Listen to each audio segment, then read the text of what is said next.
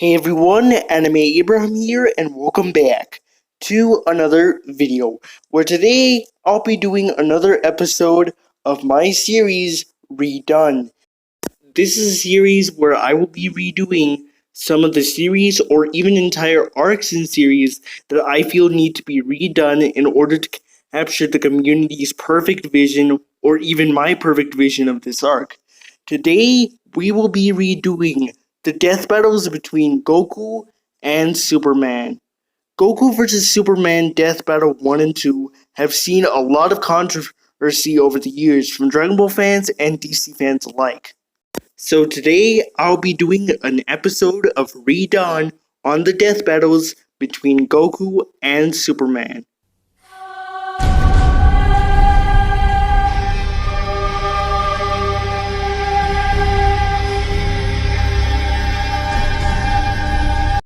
Both death battles between Goku and Superman certainly have their flaws, and I think it's time we finally address them.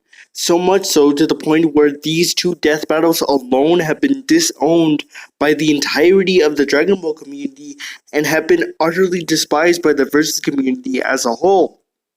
I'll be discussing the first death battle between Goku and Superman, as the flaws in that fight were the most prominent out of the two fights between the two.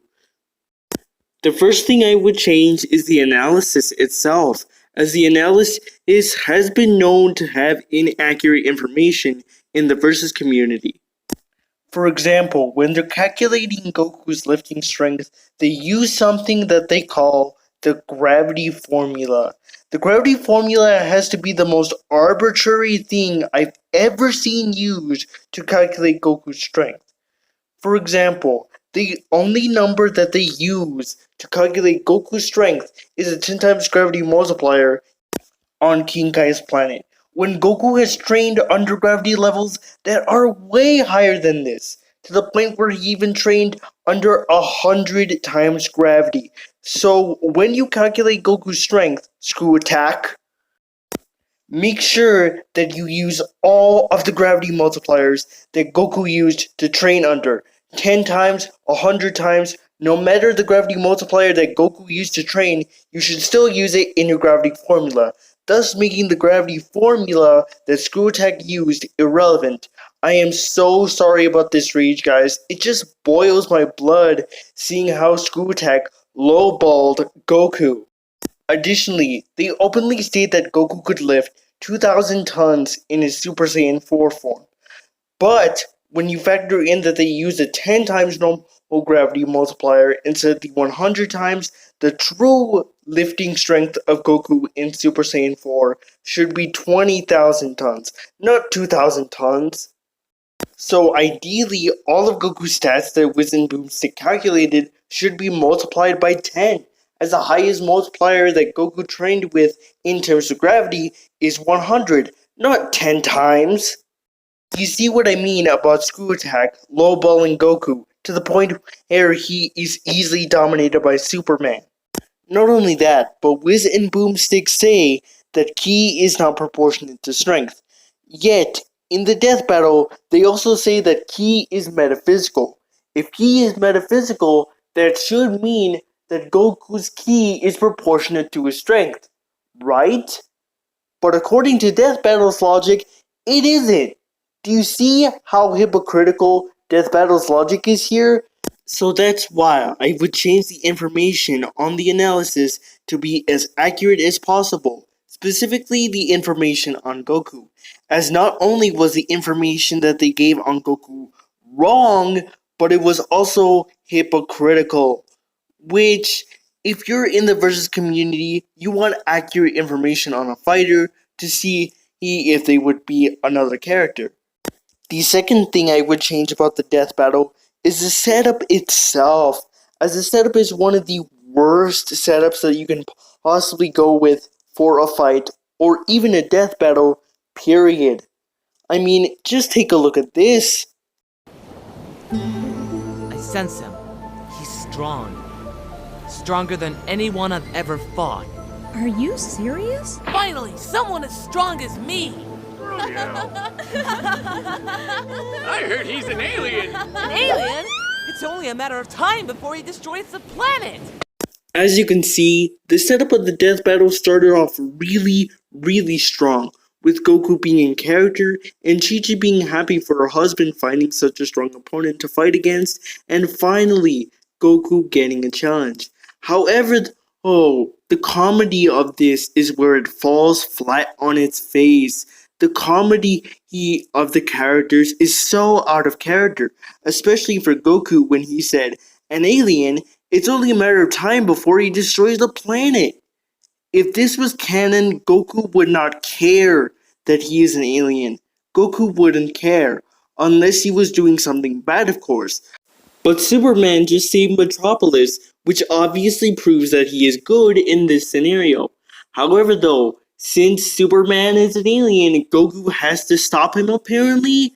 You see what I mean here? The setup falls flat on his face due to it not being in character to what the characters actually would say here. Instead, Goku would finally be happy that he would receive the challenge of his life instead of attacking Superman just because he is an alien. I get it, Death Battle. You tried to be funny with this setup. However, though, please make sure that the setup's lines are accurate to what the character actually would say instead of making the characters sound like a total jerk. The third and final thing I would change about the death battle is Superman himself. Superman appears to be a composite version of every single Superman that existed within DC Comics post 1986. A composite version of Superman is very overpowered, especially when you're counting the original Superman post 1986, as he is already overpowered. So combining all the different Superman versions into one results in an incredibly overpowered character to the point where it is almost unfair. And that's why I would change Superman within the first death battle between Goku and Superman. Now that that's out of the way, it's time to switch from Goku vs. Superman 1 to Goku vs. Superman 2. The first thing I would change is the analysis. Unlike the previous death battle, which gave us loads and loads of information about the characters, Goku vs. Superman 2 barely gave us any information whatsoever. All the information that it gave us was that Goku and Superman unlocked new abilities. For Goku, we've got Super Saiyan God and Super Saiyan Blue. And for Superman, we've got the Super Flare and his Outlook Switch. That's all that they gave us for the information. The information was extremely lacking in this death battle, which kind of annoyed me considering that death battle has been known to analyze the information of each of the characters in depth. You can argue that since Super Saiyan God and Super Saiyan Blue who are very mysterious at this time, as this death battle was released just after Dragon Ball Z Resurrection of Frieza came out, that there wasn't any information to go off of. But the least that they could do was give Super Saiyan God and Super Saiyan Blue hypothetical multipliers to give Goku more of a chance against Superman, and gives Superman's Super Flare a megaton measurement instead of just describing the abilities. The second thing about the death battle that I would change is the fight's length itself. To me, the fight's length was really long, especially considering that it was the second death battle between Goku and Superman. And I felt like the information's lacking could be a compensation for the fight's length, almost like a trade-off. And to me, that trade-off really bugged me, as I wanted to find out more about Super Saiyan God and Super Saiyan Blue, besides the information that I already know, such as the lifting strength it grants Goku, the speed increase it grants him, so on and so forth. I also wanted to find out more about Superman's abilities as well, which is also why it really bugged me. The third and final thing I would switch about the death battle is the death battle's release date itself. The death battle came out not even a month after the Super Saiyan Blue Goku DLC was released for Dragon Ball Xenoverse 1. And in my opinion, it was way too early. As a result of this, the information on Goku's Super Saiyan God and Super Saiyan Blue forms suffered. Not only that, but with Dragon Ball Super out now, tons of new transformations and abilities have been given to Goku already, such as Ultra Instinct, Perfected Super Saiyan Blue, and even Super Saiyan Blue Kaioken. And who knows, maybe they could have done a composite version of Goku similarly to what they did with Superman in the death battle between Goku versus Superman 1 and 2, as there are two versions of Goku that currently exist as of making this video: the Dragon Ball Super manga Goku and the Dragon Ball Super anime Goku. So having these versions combined into one would not only make it so that way it wouldn't alienate those who only watch the anime and only read the manga, but it would also give Goku even more of a fighting chance. I know it sounds like I'm a Goku fanboy and wanted Goku to win both fights, and the truth is, I did. I wanted Goku to win these fights so badly, but unfortunately, though, he did not win these fights.